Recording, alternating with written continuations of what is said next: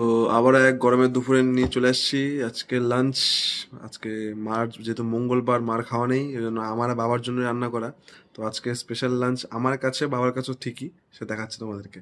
এই হচ্ছে আজকের মঙ্গলবারের লাঞ্চ। এখানে আছে ভাত, আছে শশা, গরম কালার শশা মাস্ট, আর এখানে পটল বাটা বুনুদ তৈরি করা, ভালো খেতে লাগেই আমার। আর এদিকে পাট শাক উইথ কাসুন্দি দিয়ে, যেটা সবসময় ফেভারিট আমার, পাট শাক কাসুন্দি দিয়ে। আর তার সাথে আছে এখানে লাউ চিংড়ি, মায়ের হাতে স্পেশাল লাউ চিংড়ি। একদম কষা কষা লাউ চিংড়ি, মানে মুখে জল চলে আসছে। আগে পাট শাক দিয়ে খাওয়া যাক, দাঁড়াও পাট শাকটা দিয়ে ভালো করে মাখাই। গরমকালে শাক পাতা খাওয়া একটু ভালো, পেটের পক্ষে, পেট ভালো থাকে এতে। আর পাট শাকটা মাখাই না কাসুন দিয়ে ভালো করে আচ্ছা করে নিব, এবার মুখে পুরবো। বাম্পা পাট শাক দেখাই, এরপরে পটল বাটা আছে, তারপরে লাউ আছে। তো এবার শাক দিয়ে খাওয়ার পর পালা হচ্ছে পটল বাটা।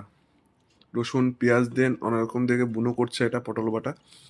পটল বাটা খেয়ে দেখি, একটু ভাত দিয়ে ভালো করে মেখে চেখে। এটা শুকনো শুকনোই ভাল লাগে। আহ গন্ধেই মন ভরে যাচ্ছে একদম। পটল বাটা স্পেশাল।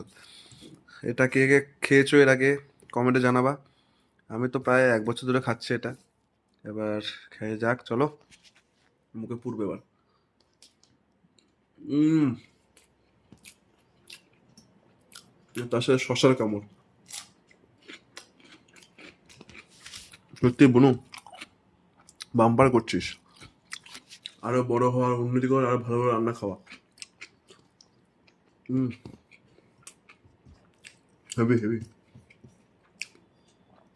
হুম, তো পটল বাটাতে হলো।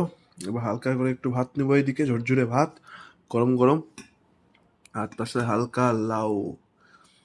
ও মুচমুচে একদম কচি লাউ। বাজারে গেছিলাম আজকে, কচি লাউ দেখে মানে লোভ হলো। একটু লাউ খেতাম না আমি বিগত 1-2 বছর ধরে, লাউ খাই না। কি মন হলো বাবার লাউ খাওয়া দেখে, গরম পড়েছে, লাউ খেলে বলে পেট ঠান্ডা থাকে মায়ের কথা মতো। তো সেই লাউ খাই। এখন লাউ দিয়ে চিংড়ি মাছ দিয়ে ভাত মুখে। হুম, বাম্পর। এই মা রান্না করছে। তুমি কি হবে আজকে? রুটি হবে।